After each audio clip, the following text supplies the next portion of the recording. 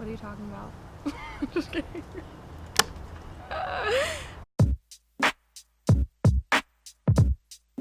I'm Kat Hall. I'm the singer and songwriter for Just Chameleons.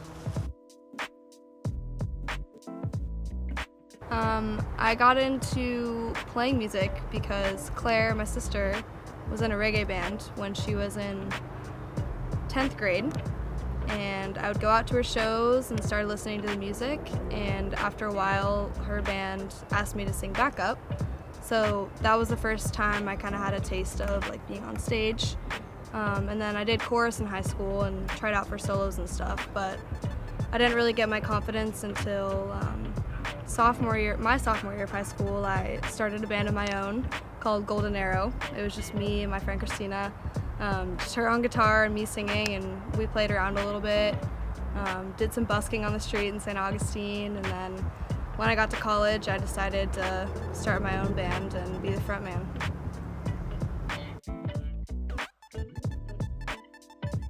My biggest inspiration musically is definitely Amy Winehouse, because she started out singing without many fans, without many people believing in her, and then her voice, her soul and talent is just unprecedented. I just wish I could be like her. I mean, personally, I don't really look up to her as like a role model, but I look up to her accomplishments and how quickly she rose to success. Personally, that's a hard one. I think Lauryn Hill, because not only am I inspired by her vocal talent, but she definitely isn't afraid to write in her music or tell people about her faith and how God has helped her get to where she is. And all of her experiences have built this repertoire that's just like so powerful. And even though she only has a few albums, she decided to stop touring because she wanted to do her and like do her own thing, and that's really inspiring to me. Just how quickly she too just rose to the top and is such an inspiration and a light in the music industry.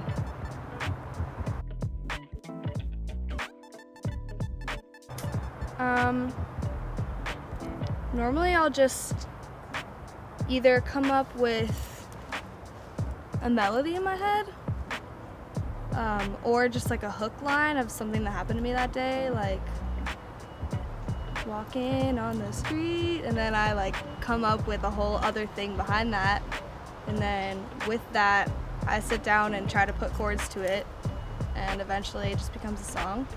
It usually takes me, if I really sit down with it, it'll take me like a day,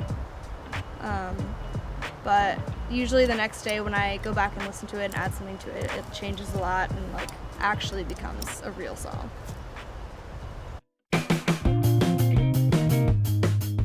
Well, I do my best to cover just personal experience of what happens to me just on the daily, and kind of like draw on experiences that I've been through. But I really want to convey positivity with that and love towards everyone, no matter their race, their gender, where they come from, how old they are. Just a movement in my music, hopefully inspiring people to have energy to come together as one people, because we're stronger that way. We're stronger as a whole. So I hope my music will bring about change in the world we're living in right now.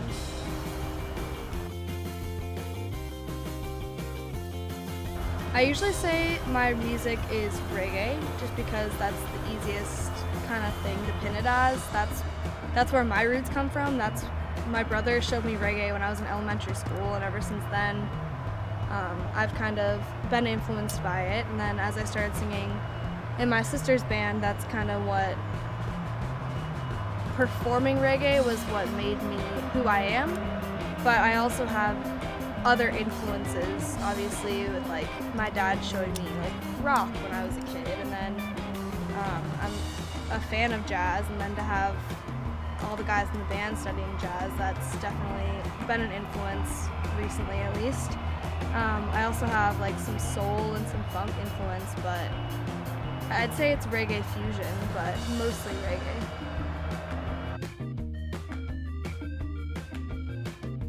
Next 3 months, I'm going to release a single called Up Down. That one's just about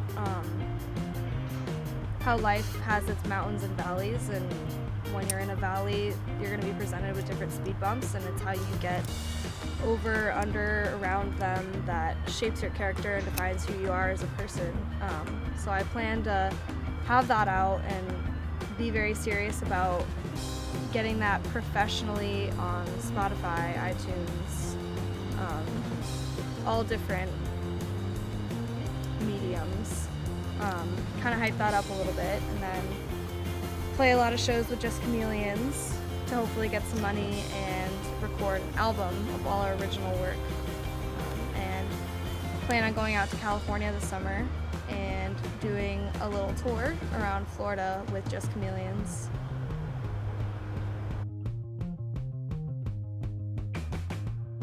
Well, funny you should ask. My friend Michael Fluhart brought his chameleon to a meeting for the Navigators, which is like a campus ministry, and I held him and just let him walk on my arm, and after holding him, I was changed. It was like a little dinosaur, and I did some research and kind of did some soul searching and found out that chameleons are really freaking cool, and they change based on their environment and their mood, and I like that. I like that our music kind of changes based on, you know, how we're feeling, and we can also change while remaining centered and staying the same.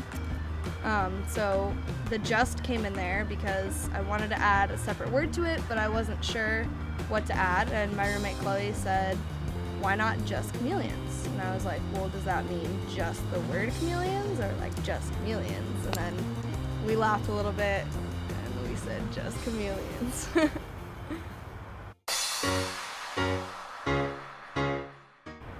The band formed with me and a friend of mine. We knew we wanted to start something up, so we got together, we had a jam sesh. He was on guitar, I was singing, and then we had a keys player. I met a bass player on campus because he said he liked my dreads, and then we had a jam sesh, and then Ian on sax joined us, and we really liked the sound, and from then I knew I wanted to start a new project. So after that, we added trombone, who was a friend of a friend that just came and jammed with us. And then our original bass player moved to Wyoming. We miss you, Tom. And then our friend Chris Milankovich joined us later, and we solidified our sound. We got my sister on backup vocals, and figured it out from there. We played at Black Dog, we played at Proof, Gordo's, but Okeechobee was definitely the biggest opportunity that we've had, the biggest crowd, the biggest stage, and yeah, that experience was incredible in itself, just because we had so many friends there that we knew, faces in the crowd that we could actually point out and sing to. And then, yeah, I met all my favorite artists, Anderson .Paak, Alan Stone, all of Soja, Mike Posner, Young the Giant, just everyone that's influenced me pretty much. I got to meet and spend time with and share my goals with. Well, right when I got off stage, Mike Posner was there, and I mean, he told me we had a great set with a lot of energy, which definitely meant a lot, because I've been listening to his songs on the radio since forever. So to hear him say that was a pretty big deal. But the person I was most excited about that got to see our set was Soja. They watched our set from the VIP section, and they told us we had a great set, and it was really cool to tell him that Jacob Hemphill is my inspiration from when I was a kid, and his goal to spread movement and change and positivity was the same as mine, and he was the reason that I wanted to spread my vision. So it was cool to tell him that and to hear that he was at our set too.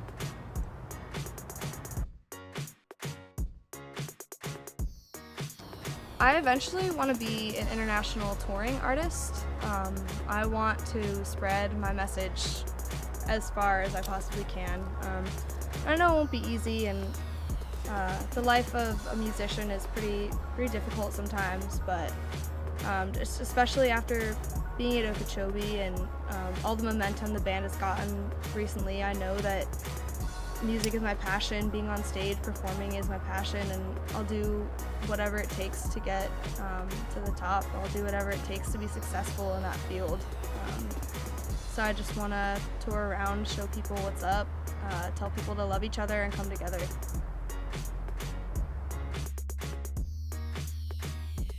Do the Disney thing.